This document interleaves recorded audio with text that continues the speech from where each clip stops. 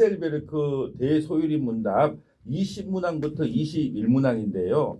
우리가 계속 말씀드리지만 이 교리가 나오게 된 배경은 구교 카톨릭에서 잘못된 성경 해석으로 인하여 우리가 바로 성경으로 돌아가자고 하는 종교 개혁이 일어났는데, 종교 개혁이 이루고 나서 보니까 성도들에게 바른 신앙관을 가르치기 위하여 이런 정리할 필요가 있었던 거거든요. 그래서 하이델베르크를 129문항으로 만들어서 이것을 정리를 했습니다. 그래서 1문항부터 2문항을 풀어서 3부로 정리를 했는데요. 3문항부터 11문항까지는 인간의 죄와 비참함에 대하여, 그리고 12문항부터 85문항까지는 그럼 우리를 어떻게 구원할 수 있나요? 그 구원론에 대한 이야기고요. 86문항부터 129문항까지는 구원받은 성도들의 감사 생활에 대하여 기록을 한 것입니다. 여러분, 다시 말씀드리지만 이 교리는 질병의 항체를 만드는 것 같아요. 그래서 이단이나 다른 복음이 들어왔을 때 이것을 잘 막을 수 있으려면 이 교리를 열심히 듣고 배워야 되는 거예요. 구교 카톨릭에서 면죄부를 판매하여서 이 잘못된 신앙이 있을 때 이건 아니다. 면죄부로 구원받는 것이 아니라 오직 믿음으로 구원받는 것이다. 또 연옥이라는 제도를 두었는데요. 연옥이 뭐냐 하면 작은 죄들은 연옥에 있다가 금괴 소리가 땡그랑 나면 천국으로 인도한다는 그 잘못된 신앙에서부터 종교개혁이 일어났고요.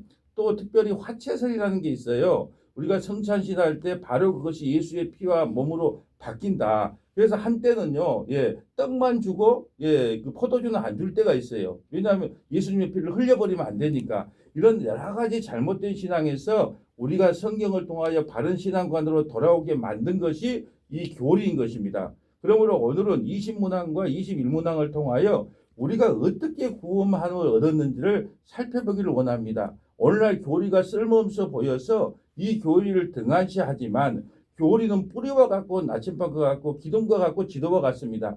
다시 한 번 더 말씀드립니다. 이 교리는요, 재미가 없고 답답하고 지루한다 할지라도 우리가 필히 알아야 될 필수 항목입니다.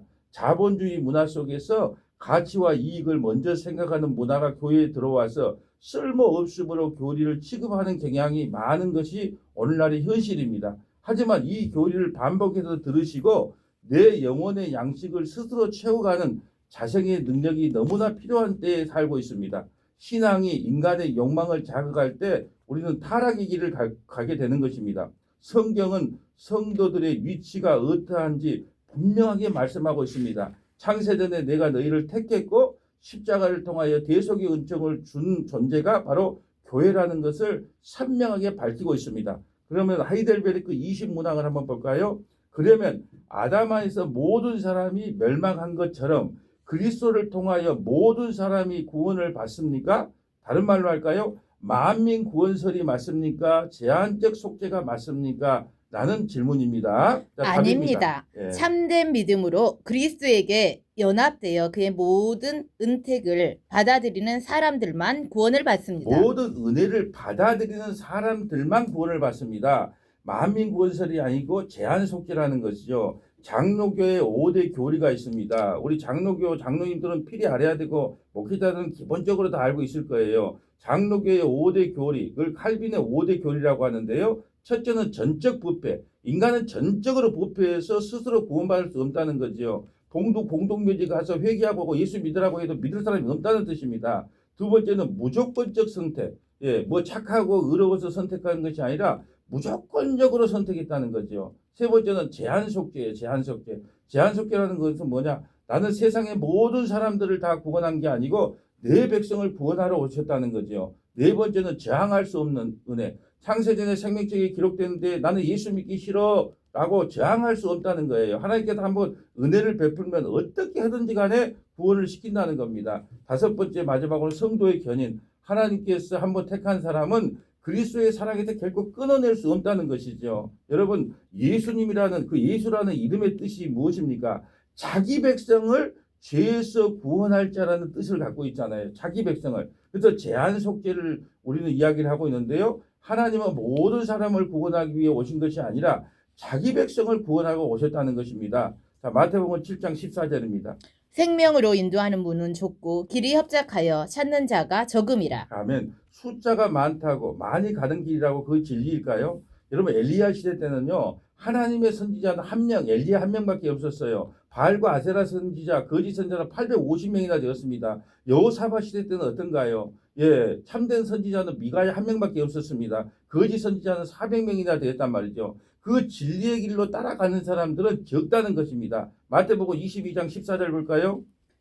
청함을 받는 자는 많되 택함을 입은 자는 적으니라. 아멘. 여러분 교인들은 많아요. 교회가 교인이 몇 명이다. 그러나 성도는 적습니다. 왜요? 교인과 성도는 틀려요. 교인은 교회 왔다 갔다 하는 분을 교인이라고 하고 성도라는 것은 창세전에 택하여 그리스도의 피값으로 구원을 받은 백성을 성도라고 하는 것입니다. 그래서 교회 나가서 어떤 분들은 장로님 보고 성도님 하니까 기분 나빠하는데요. 그건 잘 몰라서 하는 거예요. 목사도 목사를 그만두면 성도로 구원받는 거고 장로도 권사도 성도로 구원받는 것이지 아멘. 직분으로 구원받는 게 아니라는 것이에요. 아멘. 자, 마가복음 16장 16절 볼까요?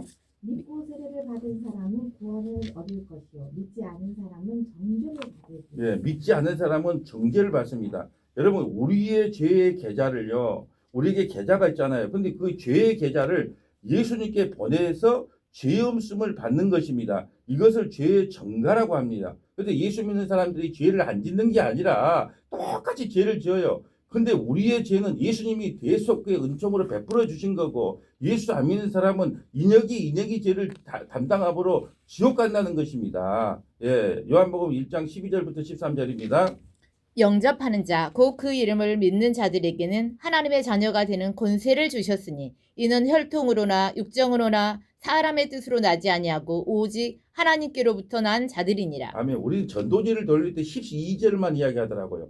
영접하는 자, 곧 그 이름을 믿는 자에게는 하나님의 자녀가 되는 권세를 줬기 때문에 예수 믿어야 됩니다. 근데 더 중요한 건 13절이에요. 이는 혈통으로나 육적으로나 사람의 뜻으로 나지 아니하고 아멘. 오직 하나님으로부터 난 자들만 구원을 시킨다는 거예요. 아멘. 이것을 무조건적 선택으로 구원을 받는다는 거예요. 예수는 미워하고 야곱은 사랑했다. 창세전에 양은 양이고 염소는 염소다. 예, 그런단 말이죠. 근데 우리는 이 13절 말은 안 하고 무조건 영접을 해. 그러면 구원을 시켜줘. 이 12절로 끝난다는 거예요. 근데 이는 혈통이나 육적이나 사람의 뜻으로 나지 않냐고 오직 하나님께서 택한 자들만 구원을 받는다는 것입니다. 아멘. 자, 요한복음 3장 36절로 가볼까요? 아들- 아들을 믿는 자에게는 영생이 있고 아들에게 순종하지 아니하는 자는 영생을 보지 못하고 도리어 하나님의 진노가 그 위에 머물러 있느니라. 아멘. 여러분 모든 권한을 아들에게 줬습니다. 예수에게 이임이 있다는 것이죠. 여러분 하나님을 믿는 종교는 참으로 많아요. 이단들도 하나님을 믿습니다. 예, 이슬람도 하나님을 믿어요. 유대교인도 하나님을 믿습니다. 그러나 하나님을 믿어서 구원받는 게 아니라 우리는 예수 그리스도를 믿어서 구원을 받는 거예요. 아멘. 모든 정권을 이제 회장의 모든 정권을 아들에게 물려줬으면 그 아들이 회장 자리에 올리면 회장에게 사인을 받는 거예요. 이제 은퇴한 회장에게 사인을 받는 것이 아니라 그렇기 때문에 우리의 구원의 권한은 오직 아들에게 모든 걸 위임했기 때문에 주 예수를 믿어라. 그래야면 너와 내 집에 구원을 얻는 것처럼 예수를 믿어야 구원을 받는다는 것입니다. 아멘. 로마서 3장 22절 볼까요? 곧 예수 그리스도를 믿음으로 말미암아 모든 믿는 자에게 미치는 하나님의 은이 차별이 없느니라. 아멘. 심판의 기준은 오직 예수 그리스도를 믿는 믿음에 있다는 것입니다. 아멘. 자, 히브리서 4장 2절부터 3절 가볼까요?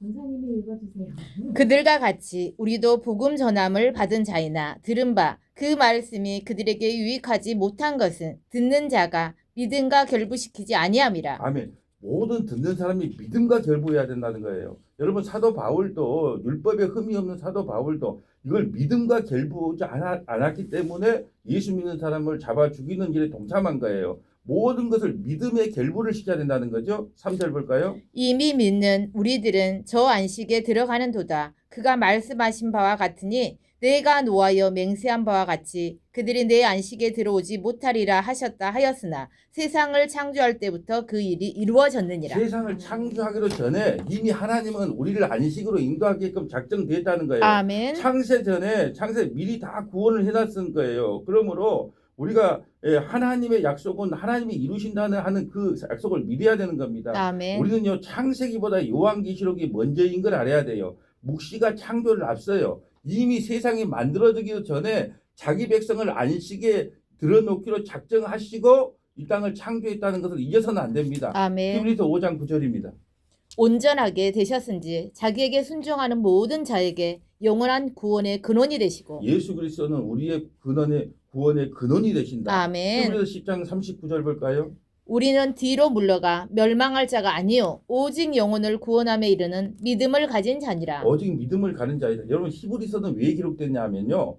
많은 유대교인들이 기독교로 개종을 했단 말이죠. 근데 기독교로 개종을 해서 보니까 예수피 이야기하면서 오직 믿음, 오직 은혜 하니까 시시해 보이는 거예요. 그래서 다시 유대교로 돌아가려고 해서 안식일도 지켜야겠다, 할례도 지켜야 되겠다, 율법도 지켜야 되겠다 할 때에 그것이 아니다. 오직 믿음으로, 오직 은혜로 구원받기 때문에 뒤로 물러서지 말라는 거예요. 다시 한번 아멘. 읽어주시겠어요? 우리는 뒤로 물러가 멸망할 자가 아니요 오직 영혼을 구원함에 이르는 믿음을 가진 자니라. 아멘. 히브리서 11장 6절입니다. 믿음이 없이는 하나님을 기쁘시게 하지 못하나니 하나님께 나아가는 자는 반드시 그가 계신 것과 또한 그가 자기를 찾는 자들에게 상 주시는 이심을 믿어야 할지니라. 아멘. 히브리서 11장은요 믿음의 장이에요. 근데 모든 구원받은 하나님의 백성들을 믿음으로 찾아보세요. 행위로 율법으로가 아니에요. 믿음으로. 예, 우리의 구원은 오직 주님께서 우리에게 주신 그 믿음으로만 구원받는다는 사실을 잊지 말아야 합니다. 아멘. 하이델베르크 20문항. 그러면 아담 안에서 그 21문항입니다. 참된 믿음은 무엇입니까? 정답입니다. 참된 믿음이란 그의 말씀에서 우리에게 계시하신 모든 것이 진리라고 여기는 확실한 지식이며 동시에 성령께서 복음으로써 내 마음속에 일으키신 굳은 신뢰입니다. 곧 순전히 은혜로 오직 그리스도의 공로 때문에 하나님께서 제3과 영원한 의로움과 구원을 다른 사람뿐 아니라 나에게도 주심을 믿는 것입니다. 아멘. 참된 믿음을 한마디로 정리하면요. 예, 중간쯤 나오는 은혜로. 오직 그리스도의 공로 때문에 이게 너무 중요해요. 아멘. 우리가 구원은 오직 그리스도의 공로예요. 우리의 공로가 아니다는 거죠. 아멘. 오직 그리스도의 공로 때문에 하나님께서 죄의 사함과 영원한 의로움과 구원을 다른 사람뿐 아니다. 나에게도 주심을 믿는 것이 참된 믿음이라는 것이죠. 아멘. 자, 요한복음 17장 3절입니다. 영생은 곧 유일하신 참 하나님과 그가 보내신 자 예수 그리스도를 아는 것입니다. 예, 여러분 모르고 믿으면 미신입니다. 무조건 믿으면 맹신이에요. 알고 믿어야 신앙이 되는 것입니다. 아멘. 여러분 믿음은요 하나님의 선물이기 때문에 큰 믿음, 작은 믿음이 없어요. 그렇기 때문에 믿음이 크다, 작다 우리가 판단할 문제가 아니다는 거죠. 아멘. 여러분 에베소서를 통해요 교회에게 주신 놀라운 계획들을 좀 깨닫기를 바랍니다. 아멘. 에베소서를 1장부터 6장까지 자세히 보면 교회에게 주신 엄청난 은혜 비밀이 그곳에 다 담겨 있기 때문에 꼭 한번 읽어보시기 바랍니다. 로마서 4장 20절부터 21절입니다. 네. 믿음이 없어 하나님의 약속을 의심하지 않고 믿음으로 견고하여져서 하나님께 영광을 돌리며 약속하신 그것을 또한 능히 이루실 줄을 확신하였으니. 아멘. 하나님의 약속은 예수 그리스도로 말미암아 예가 되나니 그러므로 아멘하여 하나님께 영광을 돌리자. 아멘. 하나님의 약속은 그리스도 예수 안에서 반드시 이루어진다는 것을 믿고 나가는 것입니다. 아멘. 자, 야고보서 1장 6절입니다. 오직 믿음으로 구하고 조금도 의심하지 말라. 의심하는 자는 마치 바람에 밀려 요동하는 바다 물결 같으니. 아멘. 여러분 근심과 믿음은 반비례합니다. 우리가 예수님께 모든 것을 맡기면요. 근심은 그만큼 줄어들게 되는 것이에요. 자, 오늘 사도행전 16장 14절 나왔네요. 자, 한번 볼까요? 네.